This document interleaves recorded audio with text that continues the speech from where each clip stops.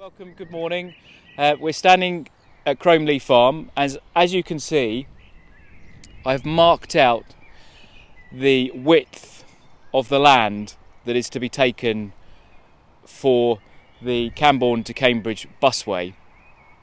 The measurements and coordinates have been taken from the GCP plans, and the GCP came out and measured the width of the busway last July. So those are the coordinates that we've used, and from that we've been able to track back, because the busway is in a straight line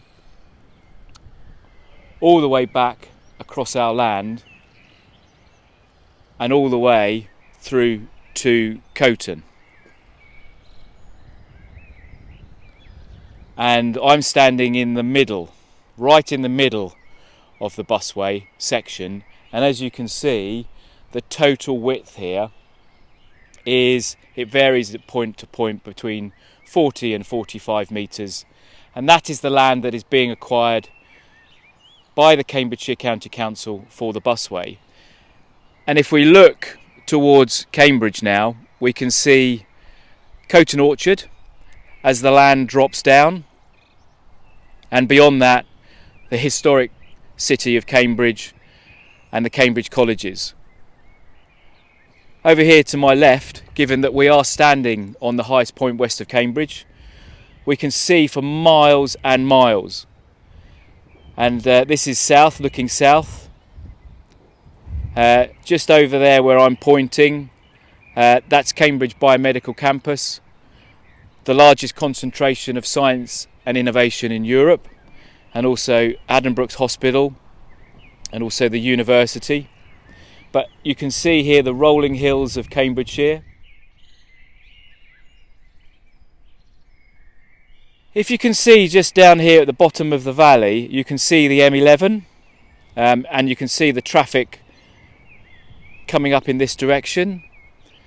If you follow this busway link in a straight direction that carves all the way through this landscape and then through the middle of Coton Orchard, you then reach the M11, at which point you have to construct a new motorway bridge over the M11, which then prevents you turning right.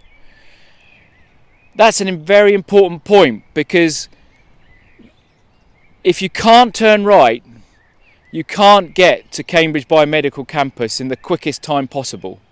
And you can see it from here. To get to the Biomedical Campus from this spot will take you around 10 to 12 minutes. If you carry on over the M11, effectively you have to drive all the way through the centre of Cambridge to get to the Biomedical Campus. So effectively, as we stand here today, we've got two cycle routes from a westerly direction heading into Cambridge, but this proposal that we're talking about here today will bring a third cycle route running parallel with the other two in the same identical direction.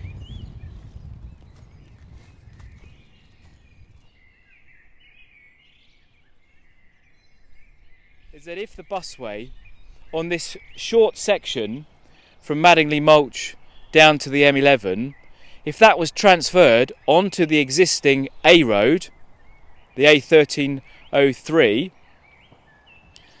it would save the taxpayers over £100 million and yet still deliver the same or better benefits.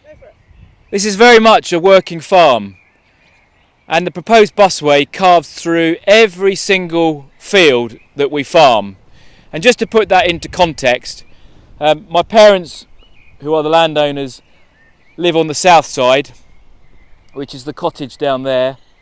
The main farmyard is at the top end of the holding.